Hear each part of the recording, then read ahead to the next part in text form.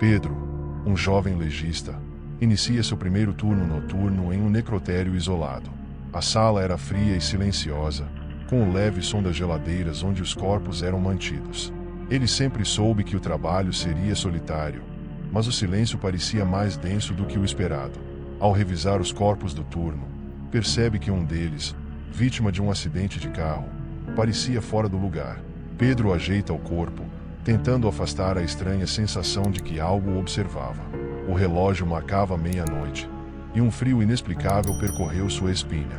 Durante a madrugada, Pedro ouviu um som metálico vindo da sala de autópsia. Pensando ser apenas o sistema de refrigeração, ele ignorou. Mas o som continuou. Ao checar as câmeras de segurança, Pedro viu algo que o fez congelar. Uma das gavetas com os corpos estava entreaberta.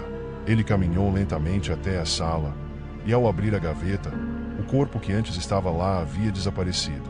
O pânico começou a crescer dentro dele. Desesperado, Pedro vasculhou o necrotério, mas não havia sinal do corpo.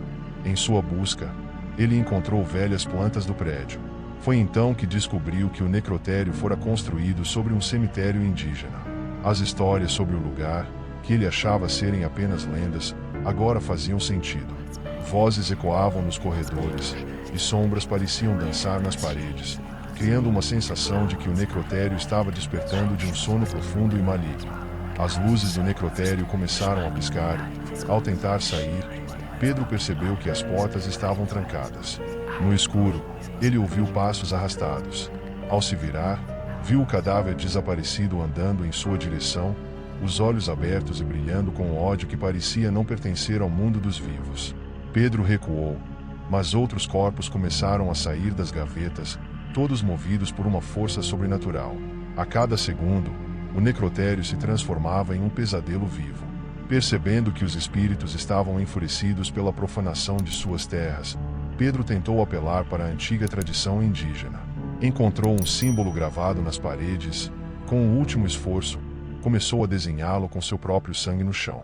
Conforme o símbolo era completado, os cadáveres caíram ao chão, inertes mais uma vez. Ao amanhecer, Pedro foi encontrado inconsciente, cercado pelos corpos. Ele sobreviveu, mas sabia que o necrotério nunca mais seria o mesmo.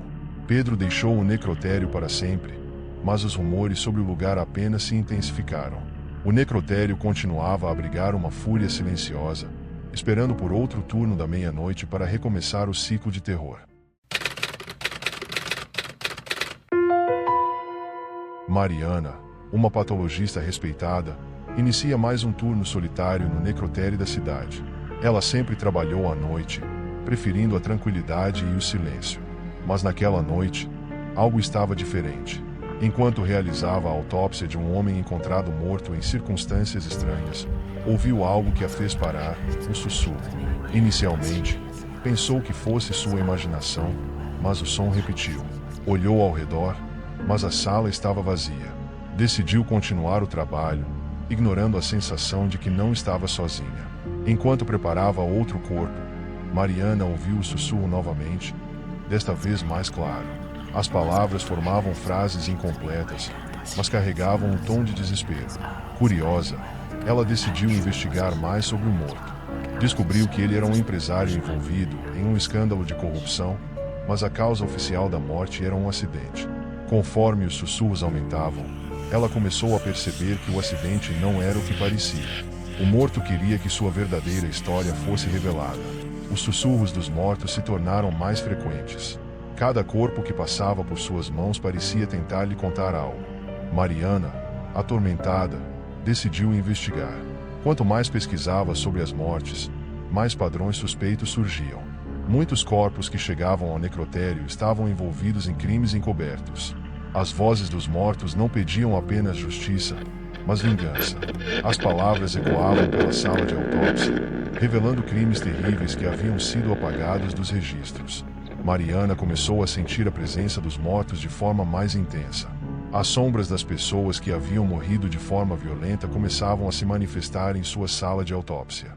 Desesperada, ela descobriu que a alta cúpula do necrotério estava envolvida em uma rede de corrupção que acobertava os verdadeiros responsáveis pelas mortes. Os fantasmas agora não apenas sussurravam, mas apareciam diante dela, desfigurados e exigindo justiça. Mariana sabia que estava perto de ser silenciada, assim como os mortos. Com as vozes dos mortos exigindo justiça, Mariana decidiu agir. Ela reuniu todas as provas que os fantasmas lhe revelaram e as entregou à imprensa. Pouco depois, o necrotério foi invadido pelas autoridades, revelando a extensão da corrupção. No entanto, os mortos ainda não estavam em paz.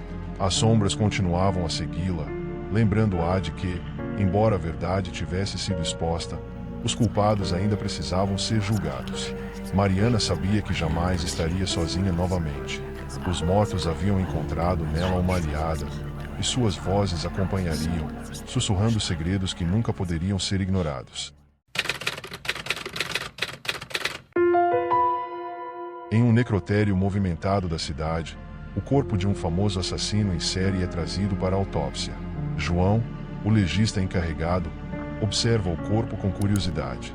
O assassino havia sido executado por injeção letal, e todos aguardavam o exame para encerrar o caso. No entanto, assim que o corpo foi colocado na gaveta, algo estranho aconteceu.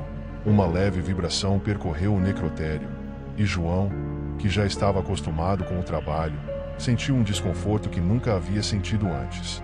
Durante a madrugada, João ouviu barulhos vindos do local onde o corpo do assassino estava armazenado. Pensando ser apenas a refrigeração, ele foi verificar. Ao abrir a gaveta, notou que o corpo havia mudado de posição. Assustado, fechou a gaveta rapidamente, mas o sentimento de que algo estava terrivelmente errado não o abandonou. Naquela noite, João foi atormentado por pesadelos com o assassino e começou a se perguntar se o homem estava realmente morto. Nos dias seguintes, o necrotério ficou tomado por uma energia macabra. Os colegas de João começaram a relatar fenômenos inexplicáveis, luzes piscando, portas se abrindo sozinhas, e o som de passos ecoando nas paredes. João decidiu investigar o passado do assassino. Descobriu que o homem estava envolvido em rituais de necromancia e que havia tentado prolongar sua vida mesmo após a morte. O corpo, aparentemente morto, começava a mostrar sinais de que ainda havia algo vivo ali. Durante um de seus turnos noturnos, João foi surpreendido ao ver o corpo do assassino fora da gaveta, de pé no meio da sala. O homem, que deveria estar morto, agora se movia com uma estranha vitalidade. João tentou fugir, mas todas as portas estavam trancadas. O assassino, ou o que restava dele, começou a persegui-lo pelos corredores do necrotério. O clima de pavor crescia, e João percebeu que não se tratava apenas de um homem morto, mas de uma alma condenada tentando retornar ao mundo dos vivos. Desesperado, João lembrou-se dos rituais ocultos que o assassino realizava. Encontrou uma série de símbolos gravados no corpo do homem e, com as informações que havia pesquisado, começou a replicar os rituais de banimento.